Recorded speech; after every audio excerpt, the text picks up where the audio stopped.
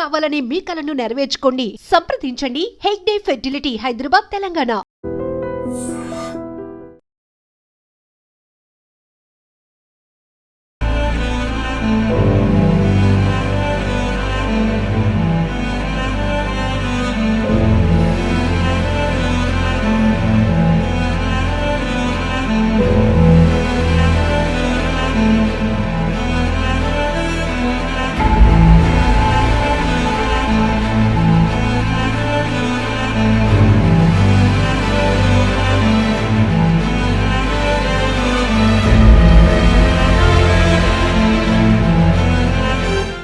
వలసలు తెలంగాణలో అంటేనే వలసలు పోయే జిల్లాలు అంటూ కూడా కొన్ని జిల్లాలకు ఆ పేరుంది. ఎస్పెషల్లీ కరీంనగర్ అనుకోండి, నిజామాబాద్ అనుకోండి.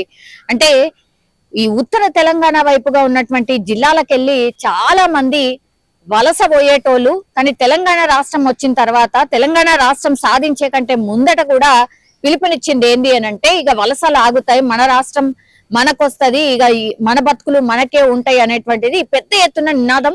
అట్లనే మన కోసం మనం ఇప్పుడు పోరాటం చేయకపోతే, ఇక తెలంగాణ రాకపోతే మన బతుకులు ఇంటనే ఉంటాయి అనుకొని కూడా చాలా మంది అంతే ఇదిగా పార్టిసిపేట్ అయితే చేసిండ్రు. కానీ వలసలు ఎక్కడన్నా ఆగినాయి అంటే తగ్గినాయేమో గాని వలసలు మాత్రం ఆగలేదు. అట్లాగే ఈ ఏజెంట్లు ఎవరైతే ఉంటారో, అంటే మీకు అక్కడ జీతం ఇప్పిస్తాం, ఇక్కడ జీతం ఇప్పిస్తాం, ఇంతలా ఇక మీ లైఫే మారిపోతుంది, మీ బతుకులే మారిపోతాయి, ఒక్కసారి ఒక 2 సంవత్సరాలు వయసు వచ్చిండ్రంటే ఇక్కడ మీరు చేసిన అప్పంతా తీరిపోయి ఇంకా కూడా మీరు పంపించగలుగుతారు. ఇట్లా ఆశలు చూపి చాలా మందిని ఇంకా కూడా మోసం చేసే ఏజెంట్లు అట్లనే ఉన్నారు, మోసపోయే లాంటి ప్రజలు కూడా అట్లనే ఉన్నారు. ఎందుకంటే ఈ ఇన్సిడెంట్ కూడా అట్లాంటిదే. సిద్దిపేట జిల్లా హుస్నాబాద్ కి సంబంధించిన నియోజకవర్గంలో ఇట్లాంటిదే ఒక ఘటన అయితే జరిగింది. పాపం ఈ హుస్నాబాద్ నియోజకవర్గం అక్కన్నపేట మండలంలో పోతారం గ్రామ పంచాయతీ ఎక్కడైతే ఉందో అక్కడ బోడ శ్రీనివాస్ రెడ్డి, ఆయనకు 40 సంవత్సరాలు, వ్యవసాయ కూలీగా పనిచేస్తున్నాడు. సో వ్యవసాయ కూలీగా ఎన్నేళ్ళని పనిచేస్తాడు, ఎంతకని సంపాదించగలుగుతాడు, ఎట్లా కుటుంబ పోషణ అనుకున్నాడో ఏంటో.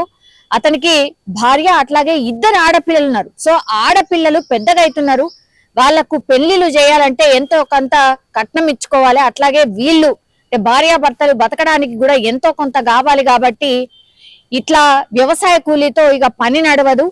కాబట్టి ఏడికన్నా పోయి అంటే బొంబాయా లేకపోతే దుబాయా ఇట్లా వలస పోయేటోళ్లే చాలా మంది. అంటే బయటకు పోతే ఎంతో కొంత సంపాదించగలుగుతాం, ఇంటికి పంపించగలుగుతాం అన్న ఆలోచన చేస్తుంటారు. కాబట్టి వీటిని క్యాష్ చేసుకుంటారు. ఇట్లనే ఎవరో అక్కడో ఇక్కడో తెలిసిన వాళ్ళు చెప్తారు కదా, మా సుట్టపైనే ఇట్లా పోయిండు, ఇక మా పక్కింటాయన్నే పోయిండు, ఆయన మంచుకున్నాడు పంపిస్తున్నాడు అని. అట్లనే ఈ ఏజెంట్లు దాన్నే క్యాష్ చేసుకుంటున్నారు. ఈ సిరిసిల్ల జిల్లాకు సంబంధించిన ఏజెంట్ అట్లా ఈ శ్రీనివాస్ రెడ్డికి కూడా 4 లక్షలు తీసుకొని నిన్ను పంపిస్తా, దుబాయ్కి పంపిస్తా అంటూ అప్పుడు పంపుతా ఇప్పుడు పంపుతా అని ఆయనకు ఆశ చూపుతూనే ఉన్నాడు. సంవత్సరం దాటిపోయింది, అయినా సరే ఆ ఏజెంట్ పైసలు ఇచ్చిన తర్వాత అసలు ఏమి సప్పుడు చేస్తలేడు. ఒకటి అప్పుడు అంటే ఇప్పుడు అంటున్నాడు, అసలైన ఫోన్ కూడా అటెండ్ చేస్తలేడు. ఇక 4 లక్షలు గంగలో ఓసినట్టే అని అనుకున్నాడు. కాబట్టే ఇప్పుడు శ్రీనివాస్ రెడ్డి ఏమనుకున్నాడో ఏమో. ఇక మనకు తెలుసు కదా, 4 లక్షలు ఆల్రెడీ కూలి పని చేస్తుంది, కుటుంబ పోషణే భారంగా మారిన టైంలో 4 లక్షలు అప్పో సొప్పో తెచ్చి బయట నుంచి ఇక పోత కదా దుబాయ్ అనుకున్నాడు. అట్లా కాలయాపన చేస్తూ చేస్తూ ఆ అప్పుడు ఇచ్చిన ఎవరైతే ఉన్నారో వాళ్ళు వచ్చి ఇంటి మీద కూర్చుంటున్నారు, అప్పులు ఎప్పుడు తీరుస్తావో అని అడుగుతున్నారు. సో ఇవన్నీ తట్టుకోలేక పాపం భార్య బిడ్డలకు ఏమి చెప్పుకోలేక ఇంట్లో, అంటే ఈ వేసవి కదా, అంటే ఎండాకాలం కదా, బయట చల్లగా ఉంటదని చాలా మంది వాకిట్లో పడుకుంటూ ఉంటారు. అట్లనే నిన్న రాత్రి ఈ ఫ్యామిలీ మెంబర్స్ అందరు కూడా ఆరు బయట వండుకున్నారు. తర్వాత మధ్యరాత్రి ఈ లోపలికి వెళ్ళి గడియ పెట్టుకొని పూర్తిగా ఫ్యాన్ కి ఊరేసుకొని ఇప్పుడు శ్రీనివాస్ రెడ్డి చనిపోయిన పరిస్థితి. అయితే మధ్యరాత్రి వాళ్ళ భార్యకు మెలకు రావడం, చూస్తే భర్త పక్కన లేకపోవడం, ఎక్కడికి పోయిందా అని చూసేసరికి ఎంతకి తలుపు ఓపెన్ కావట్లేదు. దీంతో పక్కన వాళ్ళని అందరినీ లేపి తలుపులు పగలగొట్టి లోపలికి వెళ్లి చూసేసరికి ఫ్యాన్ కి వేలాడి కనిపించాడు భర్త. దీంతో హుటాహుట్న కొనా ఊపిరితో ఉన్నాడు అప్పటికి కూడా శ్రీనివాస్ రెడ్డి. అప్పుడు కొనా ఊపిరితో ఉన్నటువంటి శ్రీనివాస్ రెడ్డిని దగ్గరలో ఉన్నటువంటి సిద్దిపేట దగ్గరలో ఉన్నటువంటి హాస్పిటల్ కి, ప్రభుత్వ ఆసుపత్రికి తరలిస్తే అప్పటికే డాక్టర్స్ చెప్పేశారు చనిపోయాడని. సో ఇట్లా ఎన్నో జీవితాలు, ఎంతో మంది ఏజెంట్ల చేతుల్లో మోసపోయి ఇట్లా చనిపోతున్న వాళ్ళు కొందరైతే దుబాయ్కో ఇంకెక్కడికో పోయిన తర్వాత అసలు జాబ్ ఉండదు, ఏముండదు. ఇక్కడ మాత్రం ఆ ఏజెంట్లు పైసలు దండుకుంటారు. దుబాయ్కి వెళ్ళిన తర్వాత వాళ్ళని గాలికి వదిలేస్తారు కొంతమంది. లేదంటే అక్కడ పోయిన తర్వాత వీళ్ళకి చెప్పే పని ఒకటి ఉంటది, అక్కడ చేసే పని ఇంకోటి ఉంటది. వీళ్ళు చెప్పిన శాలరీ ఒకటి ఉంటది, అక్కడ పోయిన తర్వాత వాళ్ళు ఇచ్చే శాలరీ ఒకటి ఉంటది. ఇట్లా ఎన్నో ఎన్నో ఎన్నో. సో ఈ వలస పోవడం ఆగట్లేదు.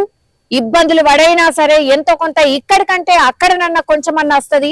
ఎంత కష్టమైనా కష్టపడదామని పోయే వాళ్ళ సంఖ్యనే ఇట్లా చనిపోయిన వాళ్ళని చూసినా కూడా ఇంకా కూడా ఉంటుంది తెలంగాణలో.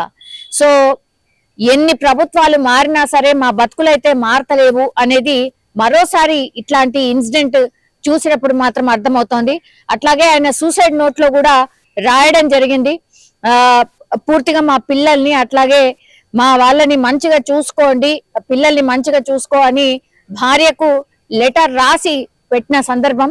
సో సూసైడ్ నోట్ లభ్యమైంది కాబట్టి పోలీసులు ఇంకా ఇందులో వేరే కోణం ఏం లేకపోయిండొచ్చు, అప్పుంది. ఇంకోవైపు ఏమో పూర్తిగా వాళ్ళ పిల్లల్ని అంటే వాళ్ళ కోసం సంపాదిద్దామని అప్పులు చేసిండు. తీరా చేస్తే అప్పులు తీర్చలేక అట్లాగే ఏజెంట్ చేతిలో మోసపోయినటువంటి శ్రీనివాస్ రెడ్డి సూసైడ్ నోట్ అయితే ఇప్పుడు పోలీసుల దగ్గర ఉంది. క్లియర్ కట్ గా ఎవ్రీథింగ్ రాశాడు, ఎట్లెట్లా మోసపోయిండు, ఎవరి దగ్గర మోసపోయిండు అని. ఇప్పుడు సిరిసిల్లకు సంబంధించిన వ్యక్తి మోసం చేసినట్టుగా చెప్తున్నారు కాబట్టి ఈయనని మరి పోలీసులు అదుపులోకి తీసుకొని ప్రశ్నించే అవకాశం అయితే కనిపిస్తోంది. అట్లాగే కేసు అయితే నమోదు చేసుకున్నారు. ఇంకా ఇందులో అంటే ఈ ఏజెంట్ మోసంలో భాగంగా ఇంకా ఎంతమంది ఉన్నారు ఇట్లా అనేది కూడా పోలీసులు వాళ్ళ మీద కూడా దృష్టి పెట్టడం అయితే జరిగింది. ఒకటే చెప్తున్నారు పోలీసులైనా సరే, ఇట్లాంటి ఏజెంట్లు చాలా మంది ఉన్నారు, మోసపోకండి అనేటువంటిది ఒకటి చెప్తున్నారు. అట్లాగే ఇప్పుడు ఈ శ్రీనివాస్ రెడ్డి కుటుంబాన్ని ప్రభుత్వం ఎంతో కొంత ఆదుకోవాలని మాత్రం గ్రామస్తులు కోరుతున్న సిచ్యువేషన్ అయితే కనిపిస్తోంది. ఇంకా కూడా వలసలు అయితే ఆగట్లేదు, అట్లాగే ఏజెంట్ల మోసాలు కూడా ఆగని పరిస్థితి.